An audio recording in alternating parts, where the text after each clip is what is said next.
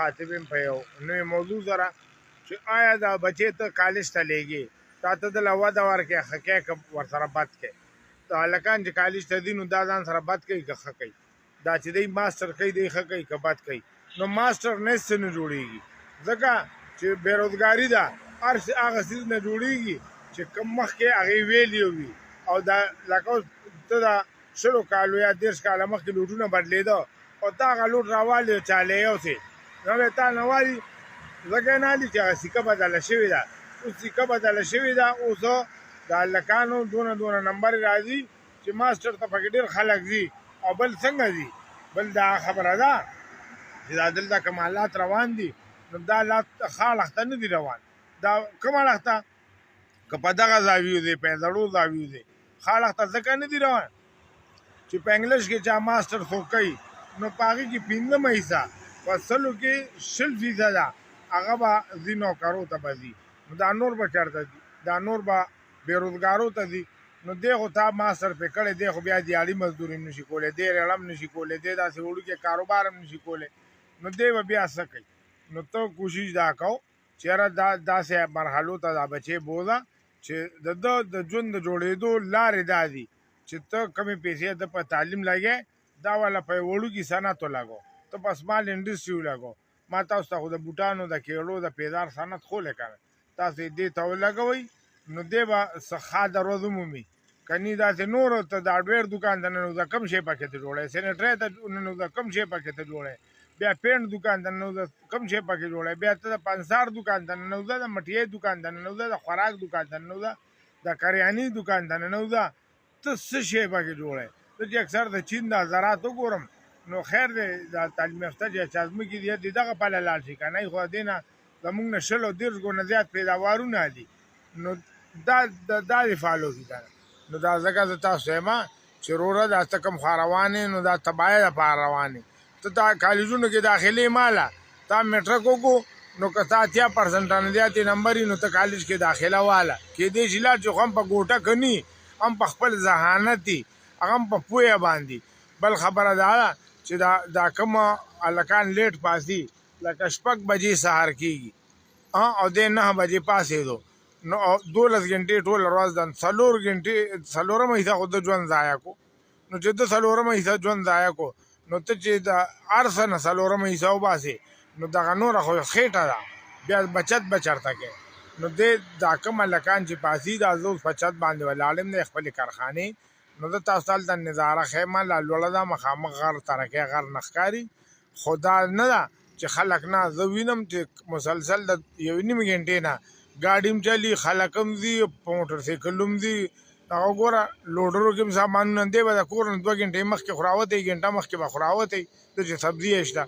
نو دا ځکه زه تاسو یم چې دا خو بچي مه لیږئ کالجونو ته مه لیږئ زه خو تعلیم حق کیم تعلیم صرف په کالج نه دی دی میټرک وکړي دی چېرته کار ته واچو دی صنعت ته واچو دا نه چې دلته مصري خانې ته ولیږئ یا بل ته ولیږئ البته دا دی که ترکاڼي زده کړي چمیاري زده کړي نو دا نه دی چې دی چمیاري کوي دی به بیا دغه باندې د بل نه کار اخیستی شي او دا دی چې ما یو کس داسې و چې هغه به پلار چېرته دغه لا کارخانې ته دغه بوټلو د بکسونو د کولرو نه ورته ولې زه به کولر یې جوړوم ولې زه بکسونه جوړوم که چېرته به یې داسې فرنیچر مارکېټ ته بوټلو نه ولې زه به ترکاڼ کېږم نو هغه کار نه کولو له بانې کتې نو دې بچو ته هم کار کولو له بانې وګورئ نه کولو نو وګورئ دا را روان د بېروزګارو دا فوج مه زیاتوئ د ذهني ټینشنیانو دا فوج مه زیاتوئ والدینو پورې بیا نښتي چې د ماله کار ونه کتو د ماله بارمل نو د ده سره خو ټولو نه لوی اساسه ځواني وه نو یې خو په تا باندې خرڅ کړې ده که ده سره خو جایدادونه نشته نو چې هغه ځواني هم په تا خرڅ کړه او په بوډاتوب هم بیا تا هغه ته ویره ویر کې او هغه د هغه ته د هغه ناکامۍ ښې خپلې نه کوي خپله بیا پروت دی او پلار رانه څه جوړ نه کړو پلار را لسو نه کړو امور هم اکثر د دې هم نوایي ځکه د پلار یې خو مور مړی که نه د ده مور جم دی نو کور کې هغه هم یو ټینشن کې اچولي هغه ژوند هم پې عذاب کړي چې هغه له سهولت پکار دی هغه له ژوند پکار دی هغه له آرام پکار دی هغه له سکون پکار دی نو هغه هم ترې اخیستی نو دا ځکه زه تاسو ته یم چې تاسو د کالجونو ته مه ځئ غټو ادارو ته مه ځئ لاړ شئ خو د 80% نه زیات هلکانو چې ما څونه سوچ لیدلی 30 سوالونه نه ورځي په 30 دا باندې ځکه ګوټۍ لګولي د هغې نه بار ورسره څه ني خو د دغه کې چې دی د دې ګوټهمارو مخکې ژوند چې دی هم په ګوټو باندې نو دی که دغلته لاړ نه شي چېرته ژوند دې جوړ کړي نو دی به ډېر ښه شي او ما تاسو ته ویلي چې بچي والئ صنعتي ښارون ته پنجاب ښارون ته لاړ شي عقل مه کوئ خیر دی نه کلو کوي ډېر تکلیف مه کوئ او هلته وګورئ چې کوم صنعتونه ستا په علاقه کې ویلیو زیاته ده کم دغه دی نو هغې کې تاسو خپل سر شو کوئ هلته نه وړوکې شی ته خو جارو هم نه جوړی غلبیل هم نه جوړی ویپر هم نه جوړی لوټه هم نه جوړی نو دا ټول تا مارکیټ دی که نه دا مارکیټ ستا داسې افغانستان تر وسط ایشیا درته کلاو پروت دی زما یو ملګري 20 کیلو مساله